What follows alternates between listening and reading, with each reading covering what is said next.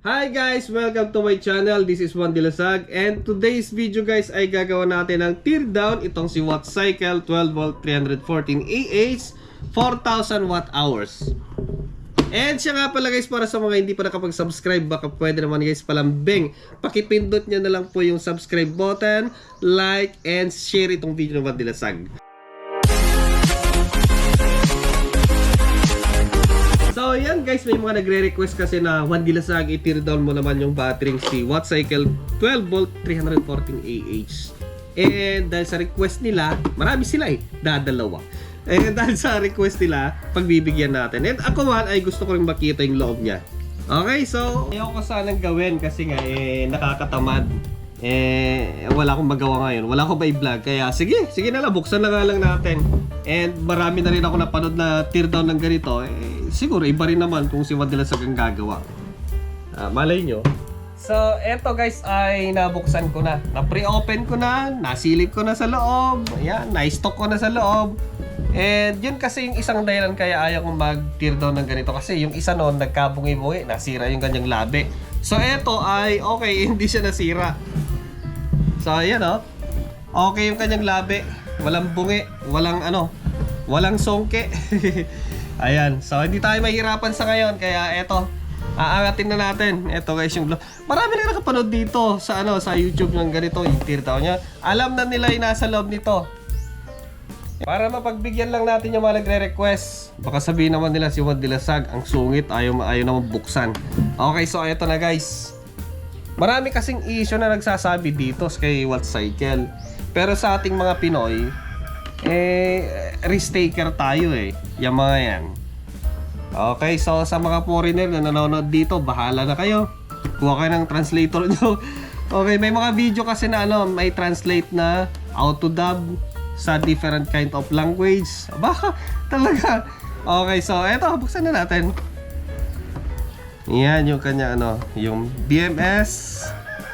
May umiilaw Nagulat ako kanina, binuksan ko, may umiilaw, akala ko bomba. Tapos dito may umiilaw dito nawala. May umiilaw kanina dito sa may Bluetooth niya, tapos dito sa kanyang BMS. Akala mo, segundo na lang bago sumabog So buksan natin, tanggalin natin dito para makita natin lahat. Ayoko sanang gawin to, kaya lang kasi wala tayong may vlog, edi gawin na lang natin. Okay. Ganda sana kung may tayo.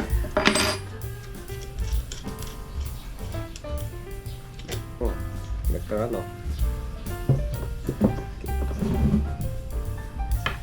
Then dito sa isa ay malamang to? Gis! Di Gis yung isa.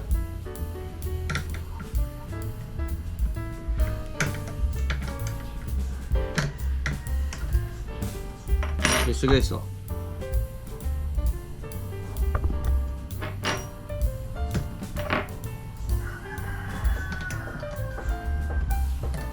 marami nang gumawa sa YouTube nito.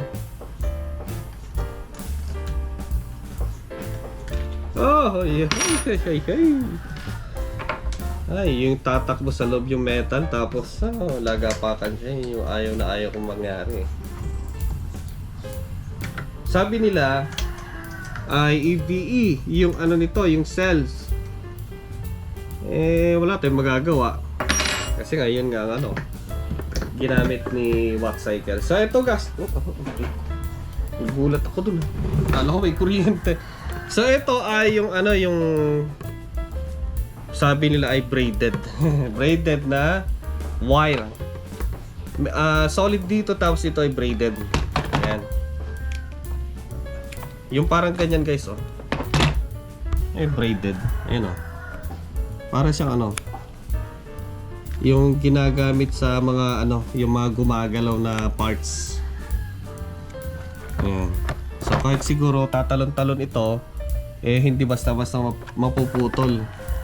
Pag solid kasi ilalagay, tapos malamang siguro tumatalon-talon yung battery sa loob, di mababali siya, kakaroon ng crack. Yan siya, pakinggan nyo. Oh. Okay, so vibration proof na wire. Yan. So dalawang tornilyo ginamit sa sa kabila, isa lang. Positive, negative. Kaya natin. I-try natin na ilabas lahat yung battery kasi dito sa kabila na kabila parang hindi. Dito.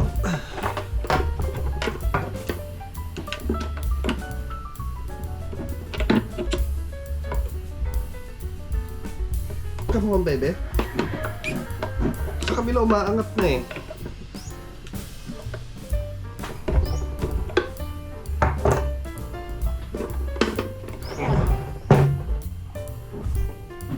So, hindi natin siya maangat. Ako sana gusto kong tanggalin yung laman sa loob. Iangat talaga eh. And karamihan na napanood ko dito sa YouTube, hindi nila talaga nahugot yung battery. And gusto ko talaga sana maangat natin para makita natin yung cells. Ito naangat sa kabila oh. Gumagalaw dito sa kabila. Ayan oh. Oh, di ba? Oh. Aray ko. Maangat-angat na siya oh. Pero dito sa kabila ang hindi. Gumagalaw na pag inangat mo dito, halos sasabay pa dito sa kabila eh. Ano kayang klaseng trade secret ni Wattcycle dito? Hindi siya mahugot. And kung pipilitin naman natin siyang iangat at tanggalin, ang tendency dito ay bubukahin dito, iaangat yan, tapos bubunutin pataas. Sa tingin ko may pandikit sa ilalim yan eh. Dito, pinilit-pilit ko dito, nagkaroon na siya na yan, nakupit.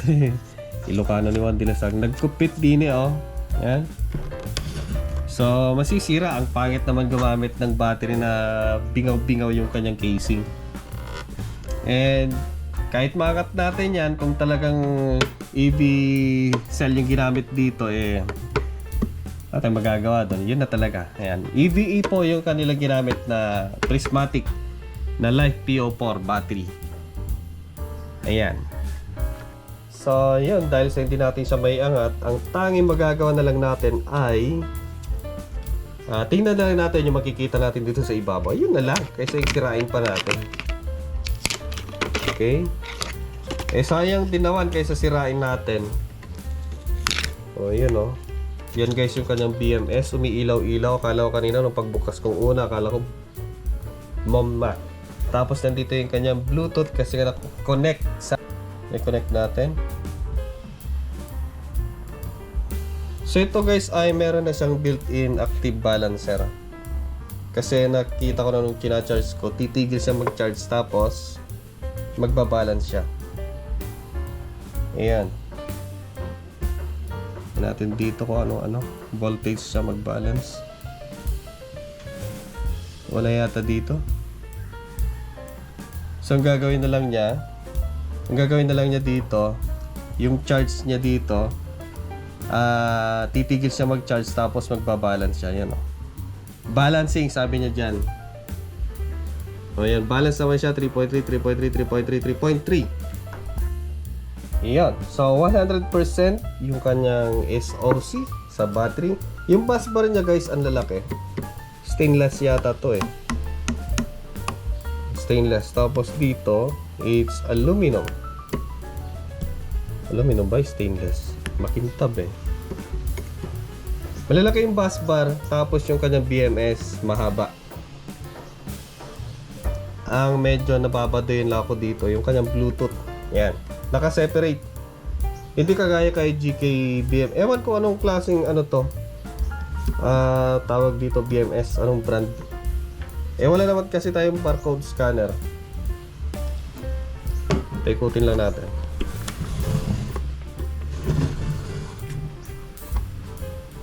Si GK kasi, yung kanyang Bluetooth module, nandun na mismo sa main board sa may BMS.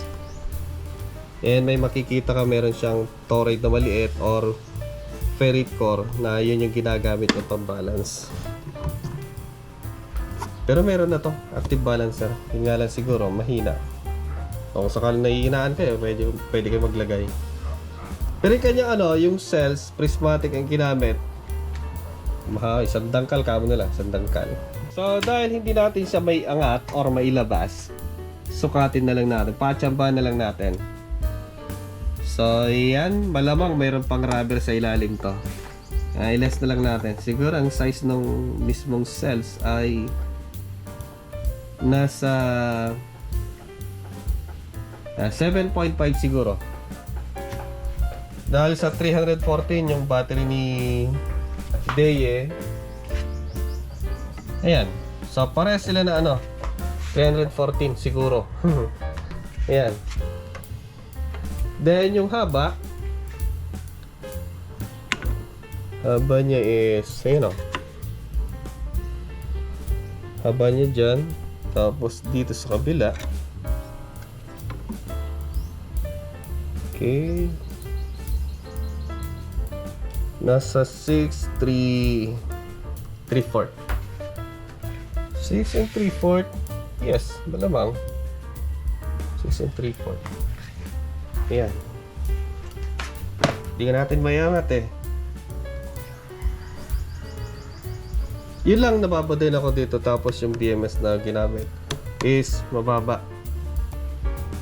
Sa bagay, nakaset dito ay 210 ampere. Ayan. Then, pwede natin yun lang siguro nagustuhan ko rin dito. Pwede natin i-modify.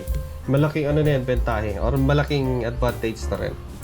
Kasi nakaset dito as of now na kanyang discharge is yung charging current niya 210. Discharge na nakaset ay 8. On pa natin na mas mababa nga. 2 ampere.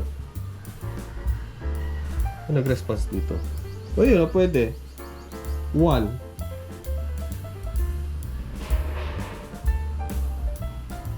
Na.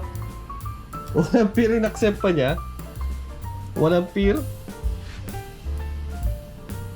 Pero nakalagay dito sa kanyang app ay pwede hanggang 600 ampere. Pwede ba yun? Lagyan na lang natin 10. Yes, 10 ampere. Para hindi naman masyadong nakakahiya. Minimum discharge 10 volt. Yun lang kasi separate. Merong chance kasi na pag ganyan nakaseparate na minsan naglolo ko na hindi na may connect. So bumibitaw na siya mag-isa. Wala, hindi natin mabuksan. Hindi natin mailabas. Nabuksan natin, hindi natin mailabas. Okay naman. Ayos naman yung quality for me. Kasi kung nakahawak ka ng malalaking battery, mga quality battery na, syempre yung mga ganito mababang klase. But for me, dahil nga hindi naman tayo masyadong okay na. Okay na siya. Okay na para sa akin. And tinira na nila yung manok. Dalian mo, nagbablog ako. Ingay kasi nila. Kung hindi aso, doon. Marami kasi aso doon banda rin Yun ang mahirap kasi kung yung aso nyo marami, pare-pareha silang alpha. Tapos dito mga manok, aso. So, yung kanyang battery guys ay welded type, May napanood ako minsan welded type pero nag-fail yung kanyang weld. So, yun yung naging problema. Ayan. So, pwede kayo mag-comment sa ba okay ba ang battery ni Wattcycle or hindi. So, para sa akin kasi at hindi naman ako masyado nakakahawak ng mga quality battery. For me, it's Wattcycle. Okay na para sa akin. Mahal nga Nasa 31 na yata ngayon Unang labas niya is 37 sa Lazada. Aray. So, ayos. Naibalik na natin. Maayos kasi natin siya natanggal. Hindi kagaya nung una noon na talagang grabe ang ticket nun. So, siya pala guys para sa mga gusto mag-setup at nagbabalik mag-setup ng 24 volt setup. Tapos, bibili ng battery tapos isi-series para maging 24 volt.